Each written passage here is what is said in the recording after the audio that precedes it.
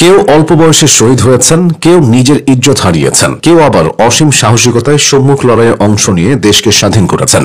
অথচ সেই নারী মুক্তিযোদ্ধারা রয়ে গেছেন আড়ালে। নারীদের সাথে কিছু কিশোর মুক্তিযোদ্ধারাও নিজের সর্বস্ব দিয়ে বাংলার মাটি শত্রুমুক্ত করেছেন। বিজয় মাসে আড়ালে থাকা এমন কিছু বিজয়ীদের সম্পর্কে জেনে নেওয়া যাক। শুরুতেই বীর প্রতীক তারামন বিবি। মুক্তিযুদ্ধে যে দুজন নারী মুক্তিযোদ্ধা বীর প্রতীক খেতাব পেয়েছিলেন তার মধ্যে তারামন বিবি একজন। সংগ্রামের সময় তারামনের বয়স ছিল মাত্র 13। সে সময় তিনি 11 নং সেক্টরে নিজ গ্রাম কুড়িগ্রাম জেলার শঙ্কর মাধবপুরে ছিলেন। এক সন্ধ্যায় রান্নার জন্য কচুর মুখে তুলছিলেন তারামন। পাশ দিয়ে যাচ্ছিলেন মুক্তিযোদ্ধা মুহিব হালদার। মুহিব হালদার তারামনের মায়ের অনুমতি নিয়ে মুক্তিবাহিনীর ক্যাম্পে নিয়ে আসেন তাকে। ক্যাম্পে তারামন মূলত রান্নাবান্নার কাজই করতেন। রান্নার ফাঁকে ফাঁকে মুহিব তাকে অস্ত্র চালানো শিখাতেন। এরপর থেকে তিনি অনেক সম্মুখ লড়াইয়ে পুরুষ মুক্তিযোদ্ধাদের সঙ্গে অংশ নিয়েছিলেন। তারামনের সংগ্রামের গল্প সামনে এসেছে অনেকবার।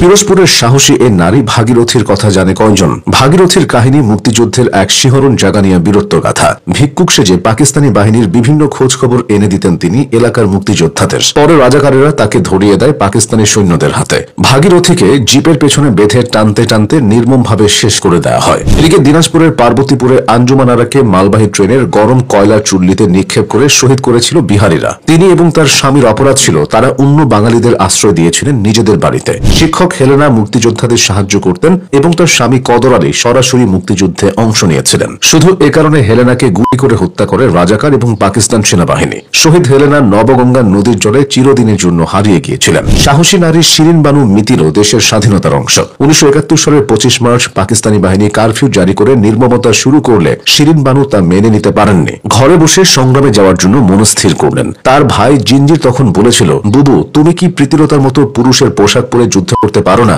এ কথাটি শিরিনকে উজ্জীবিত করেছিল। 28 মার্চ পাবনা টেলিফোন এক্সচেঞ্জের দখল করা 36 পাকিস্তানি সেনাদের বিরুদ্ধে লড়াই হয়েছিল। মাত্র 30 মিনিটের প্রশিক্ষণ শেষে ওই লড়াইয়ে শিরিন বানু স্বতঃস্ফূর্ত অংশগ্রহণ করেছিলেন। নারীদের পাশাপাশি স্বাধীনতা সংগ্রামে অনেক কিশোরদের অবদানও আছে। মুক্তিযুদ্ধে যত তরুণ ও কিশোর অংশ নিয়েছিল জগৎজ্যোতি দাস তাদের মধ্যে অন্যতম। হবিগঞ্জের এই কৃতি সন্তান মুক্তিযুদ্ধের সময় 1971 সালে উচ্চ মাধ্যমিক শেষ বর্ষের শিক্ষার্থী ছিলেন। বয়সে তরুণ হলেও তার সাহস ছিল অসীম। বাংলার মাটিকে স্বাধীন করতে তিনি শুরু থেকেই সংগ্রামী হন। ভারতে ট্রেনিং নিয়ে দেশে এসে হয়ে ওঠেন পাকিস্তানি বাহিনীর সাক্ষাৎ জম।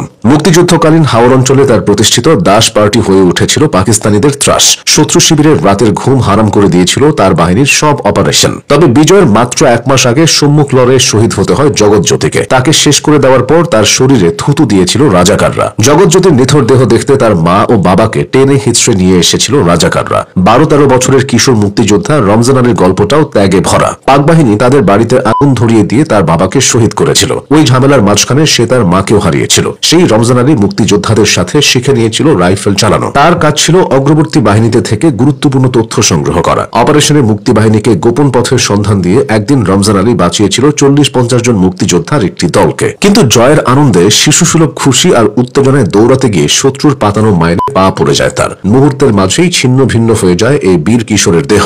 এমন শত শত কিশোর ও নারী নিজের জীবন উৎসর্গ করে গেছেন দেশের জন্য। কিছুই চাননি তারা, একটি স্বাধীন ভূখণ্ড ব্যতীত।